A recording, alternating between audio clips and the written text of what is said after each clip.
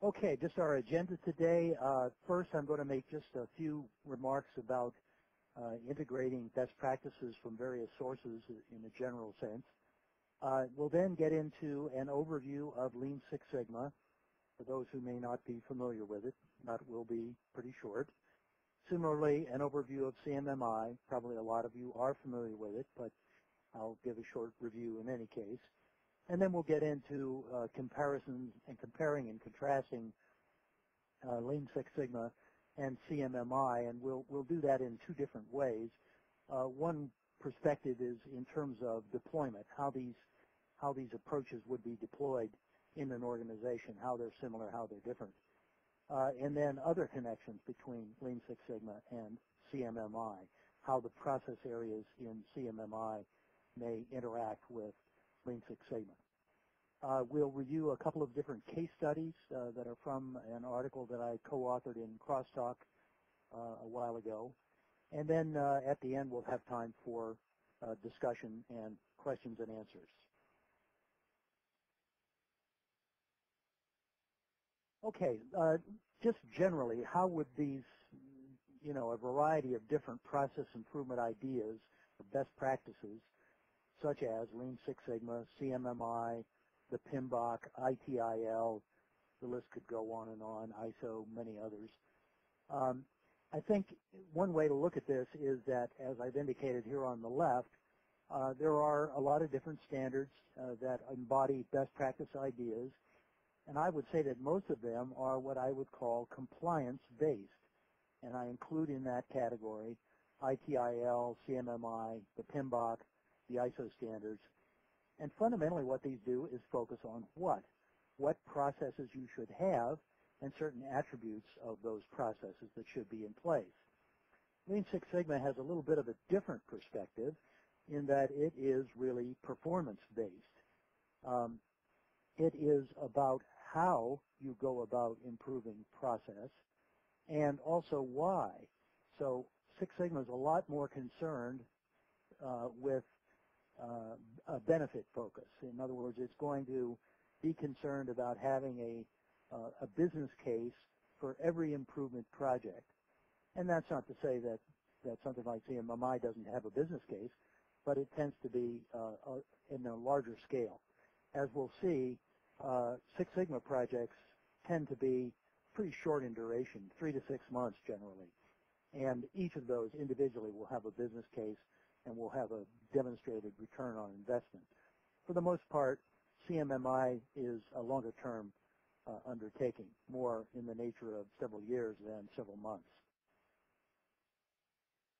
But I think it's fair to say they are complementary and they are synergistic, and many organizations, especially more high-maturity organizations, have used them together. Okay, Lean Six Sigma overview. I think it's fair to say that Lean Six Sigma is a proven methodology for quantitative improvement of any product or service. It's been used by a huge majority of the Fortune 1000 companies.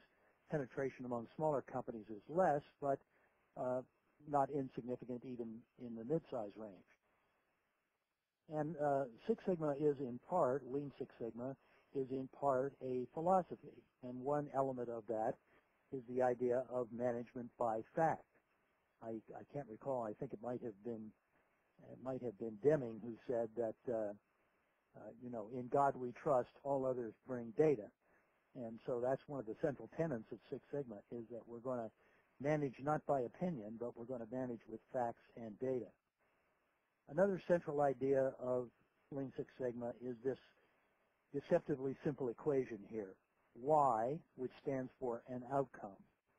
And outcomes are generally, or almost exclusively, not directly controllable. They are a function of, that's the F, a certain set of underlying factors, what we call the X's here, X1, X2, etc. So an outcome is determined by a set of independent variables. Y, in mathematical terms, is a dependent variable. The outcome depends upon some set of factors that drive that outcome. So fundamentally, what we're trying to do with Lean Six Sigma is find out what are these X's and which ones have the most influence. So as in algebra, each one of those X's can have a coefficient, that is something that multiplies it, and potentially also could have an exponent. If it has an exponent, that's an indication that nonlinear behavior is taking place. And there are certain kinds of problems and certain problems in software where nonlinear behaviors are prevalent. So this equation is at the center of Lean Six Sigma thinking. Lean Six Sigma embodies a formal set of methodologies, which some people refer to as roadmaps. And these roadmaps are really applicable in the world of software and IT to any kind of a development model. It doesn't really matter whether you're using waterfall or agile or whatever you may be employing. The Six Sigma methodologies are not synonymous with software development methodologies. They look a little bit similar, but they're a different idea, and they're not exactly parallel or identical or exchangeable with software development models and lifecycle models.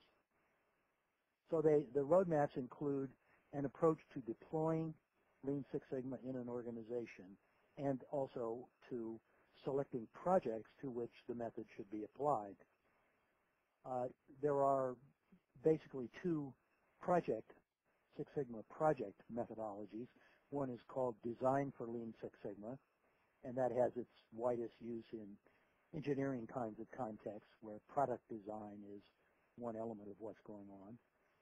And the process improvement methodology, which is called DMAIC, and DMAIC stands for Define, Measure, Analyze, Improve, and Control. We'll talk more about what that means in a moment. By far, the majority of Lean Six Sigma applications use DMAIC. That's much more prevalent than Design for Six Sigma, which, as I said, tends to be concentrated in engineering and product design kinds of areas. I think there's both some fiction and some facts here that are worth meriting and worth conversation. And this might be a little controversial. I don't know that every black belt or master black belt would agree with me on this, but I think one piece of fiction is that Six Sigma is synonymous with statistics. And certainly it is true that statistics are one element of the Six Sigma methodology, but there are many, many other tools. So it's certainly not exclusively statistical. It's always quantitative, but it's not necessarily statistical. Another piece of fiction is that Six Sigma is always very expensive. And I believe the fact is that 80% of what you're, in quotes, ever going to use in the software and IT world can be learned in a week or maybe even less, and typically is learned in a just-in-time mode spread out over some period of time, parallel with the execution of a project, so some number of months generally. So it has a certain similarity to the lean idea of pull. I think another piece of fiction is certification is required. Now, certainly it is true that some organizations do require it, but that is not written in stone. I have the view that results are what matters here, much more important than certification. And I've certainly seen many people who weren't certified get very good results by applying the Six Sigma methodology. And in the end, I think it's the results that matter. And, I always enjoyed this quote from Yogi Berra: in theory and practice are the same, but in practice they're